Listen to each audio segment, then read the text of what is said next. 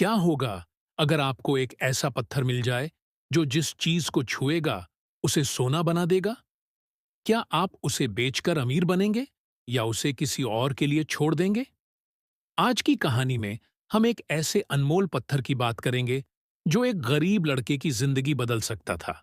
लेकिन उसने ऐसा क्या किया जिससे उसे सच्ची सफलता मिली?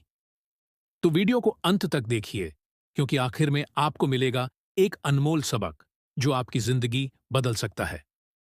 कहानी: बुद्धिमान संत और अनमोल पत्थर। एक गरीब लड़का और उसकी तलाश। बहुत समय पहले एक गांव में राजू नाम का एक गरीब लड़का रहता था। वह बहुत ईमानदार और मेहनती था, लेकिन हमेशा अमीर बनने का सपना देखता था। एक दिन उसने सुना कि पास के पहाड़ों में एक महान संत रहते हैं, जिनके पास एक रहस्यमयी पत्थर है।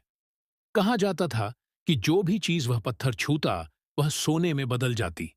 राजू तुरंत संत के पास गया और बोला, गुरुदेव, कृपया मुझे वह पत्थर दे दीजिए ताकि मैं अमीर बन सकूं।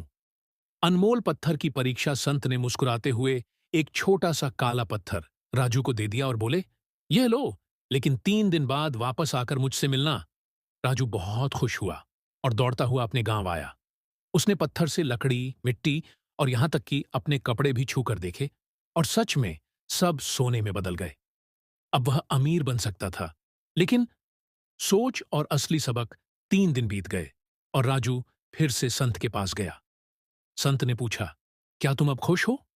राजू बोला, गुरुदेव, मैं अमीर तो बन सकता हूं, लेकिन फिर भी मुझे संतोष नहीं मिल रहा। अगर मेरे पास यह पत्थर है तो आपके पास इससे भी बड़ा खजाना होगा। कृपया मुझे वह अनमोल खजाना दें। संत हंसे और बोले, बिल्कुल सही। तुमने समझ लिया कि असली खजाना यह पत्थर नहीं, बल्कि ज्ञान और मेहनत है। यह पत्थर सिर्फ लालच बढ़ाता है, लेकिन ज्ञान तुम्हें सच्चा राजा बना सकता है।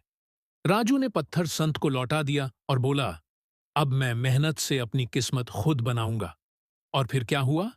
राजू ने अपनी मेहनत से एक बड़ा व्यापार शुरू किया और कुछ ही वर्षों में वह सच्चा अमीर आदमी बन गया।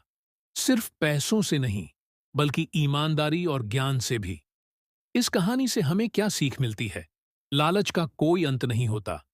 हमें मेहनत और ईमानदारी से ही असली सफलता मिलती है।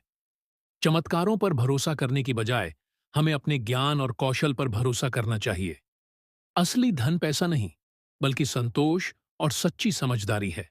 अगर आपके पास ऐसा कोई पत्थर होता तो आप क्या करते? उसे रखते या छोड़ देते? नीचे कमेंट में बताइए। और अगर आपको यह कहानी पसंद आई हो तो इस वीडियो को लाइक